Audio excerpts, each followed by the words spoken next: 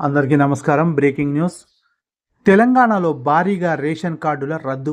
మీరు వీడియోస్ చూస్తున్నారు కానీ లైక్ చేయటం లేదు. మీ లైక్ ద్వారా ఇలాంటి ఇన్ఫర్మేషన్ ఎంతోమందికి చేరవేయచ్చు. గూగుల్ కూడా ప్రమోట్ చేస్తుంది. దయచేసి లైక్ చేయండి, షేర్ చేయండి. మరిన్ని వీడియోల కొరకు మా ఛానల్ సబ్స్క్రైబ్ చేసుకోండి. తెలంగాణలో దాదాపు 15 లక్షల రేషన్ కార్డులు రద్దు కానున్నట్లు తెలుస్తుంది. ఈకేవైసీ ప్రక్రియకు హాజరు కాకపోవడంతో వీరందరి కార్డులు ప్రభుత్వం రద్దు చేసే యోచనలో ఉన్నట్లు సమాచారం. ఇకపై రేషన్ కార్డుల జారీలో పకడ్బందీగా వ్యవహరించాలని ప్రభుత్వం భావిస్తున్నట్లు తెలుస్తుంది. ఇప్పటి నుంచి సిటిజన్ 360 డేటా సహాయంతో అర్హులైన వారికే కార్డుల మంజూరు చేయనుంది. ప్రస్తుతం రాష్ట్రంలో 89.96 లక్షల రేషన్ కార్డులు ఉన్నాయి.